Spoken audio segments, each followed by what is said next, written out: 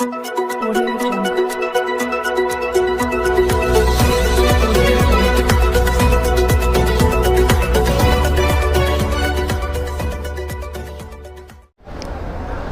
मी Pravin Kamble Maharashtra news नेटवर्कमध्ये आपल्या सर्वांचे सहर्ष स्वागत करतो। दादा, मीरा भाईंदर शहरामध्ये बीएसपीचा जो मुद्दा आहे तो आता कुठेतरी गाजताना दिसतोय, तुमचं नाव येते, काय सांगाल? माझं सगळ्यात प्रथम तुम्ही ते जे सोशल मीडिया जे आपले पत्रकार आहेत त्यांना मी पहिला धन्यवाद देतो, कारण आपण हा विषय घेऊन माझ्याकडे आलात आणि जनतेमध्ये गेलात।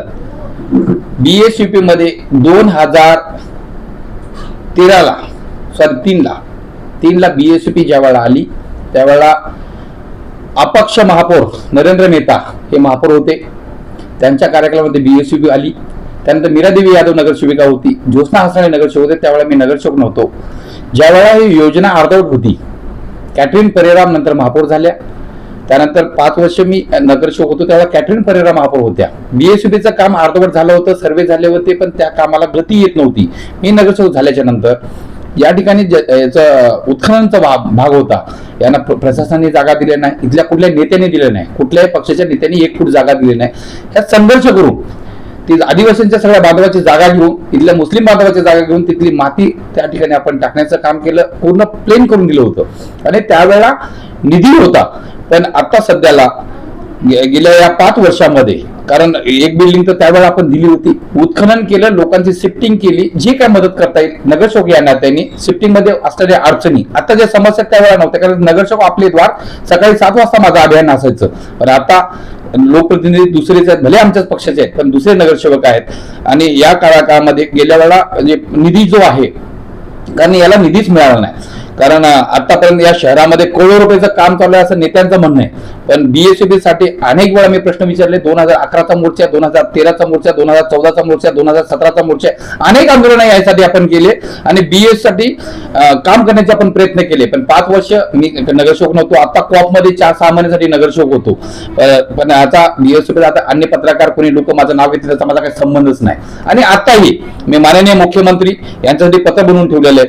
बीएस कमिशनर आपण माझी विनंती आहे, सध्या बीएसपी मध्ये कोण काय करतं राजकारण सोडून, आता इलेक्शन आलं की अनेक कुकुरमुत्ते, ज्याला मी माझ्या भाषेमध्ये बोलतो, पाऊस आले की ते छत्र येतात, तसे आता काही ह्या पार्टीचे त्या पार्टीचे आणि काही आपले पत्रकार कलाकार पण आहेत, आपले पत्रकार कलाकार त्याने आता कुठेतरी ठोका आणि कुठेतरी काहीतरी ह्याची लाल करा त्याची लाल करा असं काय राजकारण चाललंय, हे राजकारण थांबायला पाहिजे। बीएसपीच्या नागरिकांना माझं आव्हान आहे, माझी विनंती आहे, आतापर्यंत काश्मीराचा जो हायवे पट्ट्याचा जो भाग आहे 145 मध्ये भारतीय जनता पार्टीचे नगरसेवक आहेत आणि शिवसेनेचे आमदार खासदार राहिलेले आहेत, पण या दोघांच्या ह्याच्यामध्ये जनतेचा विकास होत नाही आणि यासाठी म्हणून या परिसरातील नागरिकांना माझी विनंती आहे, आपण सगळ्यांनी पार्टी पॉलिटिक्स बाजूला सोडून, काश्मीराची मी रहिवासी आहे, या परिसर हे माझं गाव आहे, या गावाच्या एकत्रीकरणाच्या गावाच्या विकासासाठी बीएसपीच्या विकासासाठी एकत्रित येण्याची आवश्यकता आहे, राजकारण बाजूला सोडून। कारण जेवढे काही विकासाचे कामं झालेत संघर्षामधून झालेले, कुणी आम्हाला या ठिकाणी दिलेलं नाही, कुणी आपल्याला इथं बिना बोलता काय काम झालं नाही, अनेक या परिसरात जो विकास झालाय याला एकमेव कारण आहे इथले मोर्चे, इथले आंदोलन, इथला संघर्ष। आणि यापुढे मी जनतेला अपील करतोय, आपण घरी न राहता, राजकारण बटवारा न करता एकत्रित येऊन आपल्या परिसराच्या, आपल्या हक्कासाठी, आपल्या परिवारासाठी, आपल्या घरासाठी एकत्रित यावं असं मी आपल्याला अपील करतो। धन्यवाद। दादा, तुम्ही सत्तेमध्ये आहात, सत्ता पक्ष आपलाच आहे।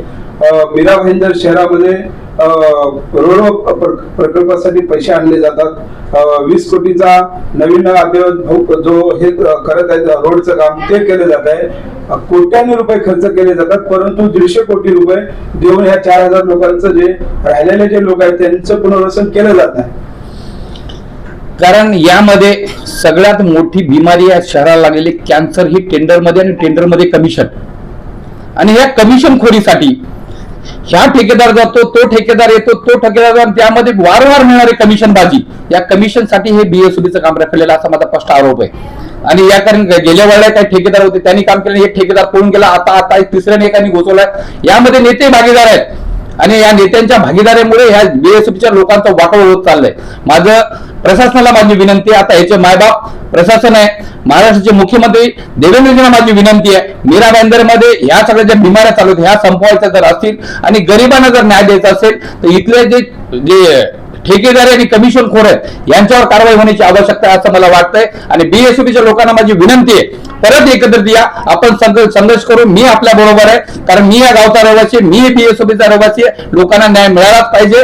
आणि कमिशनर साहेबांना माझी विनंती आहे, कारण आपले ठेकेदारांना बिल न दिल्यामुळे आहे त्या बीएसपीचं काम पण बंद आहे. ट्रान्झिटमध्ये लोक हालतमध्ये आहेत आणि परिस्थिती बिकट आहे. आज तर लोधामध्ये सकाळीमध्ये शौचालयाचं पाणी आणि पिण्याचं पाणी एकत्रित झालेलं आहे. ही परिस्थिती आहे. काही लोकांना शौचालय तुटलेले आहेत, लोकांचे घरं नाही आहेत. यासाठी माझी कमिशनर साहेबांना माझी विनंती आहे, आपल्या माध्यमातून आपण कमिशनरला हा व्हिडिओ दाखवावा आणि आहे त्या बीएसपीसाठी आपण मायबाप म्हणून या लोकांसाठी प्रयत्न करावे, ही माझी विनंती आहे. अन्यथा प्रशासनाच्या विरोधात, आमच्या सरकारच्या विरोधात जनतेला रस्त्यावर आम्हाला आंदोलन केल्याशिवाय भाग राहणार नाही. जर नाही झालं तर रस्त्यावरती गरीबों के सम्मान में हम मैदान में वापस उतरू. आम्ही संघर्ष करू. संघर्ष हमारा नारा आहे आणि जन्मसिद्ध अधिकार आहे, कारण आम्हाला न्याय मिळणं हे आमचं हे आहे, अधिकार आहे. धन्यवाद. मीरा भाईंदर महानगरपालिकेचा हा जो प्रकल्प होता गेल्या 14 वर्षापासून आहे तसाच राहिलेला आहे. मीरा भाईंदर महानगरपालिकेवरती तुमचा आक्षेप आहे का? मीरा भाईंदर महापालिकेवर माझा आक्षेप आहे, कारण ही योजना केंद्र शासन, राज्य शासन, मीरा भाईंदर महापालिका आणि लाभार्थी अशी हिस्सेदारीमधून आलेली ही योजना आहे. मीरा भाईंदर महापालिकेने आपला हिस्सा देण्यासाठी दिरंगी केली. केंद्राचे आणि राज्याचे पैसे मिळतील याची वाट बघितली. मीरा भाईंदर महापालिकेने करोडो रुपयाचं सत्ताधारीने आम्ही लोकांनी नियोजन केलं, पण बीएसपीसाठी आम्ही पण काही नियोजन केलं नाही. यामुळे हे प्रकरणला सत्तेमध्ये जरी आम्ही जरी असलो तरी पण या बीएस साठी पर्सनल निधी जागेवर उपलब्ध केला असता तर बीएसपी प्रोजेक्ट कधीच पूर्ण झाला असता, लोक घरी आले असते.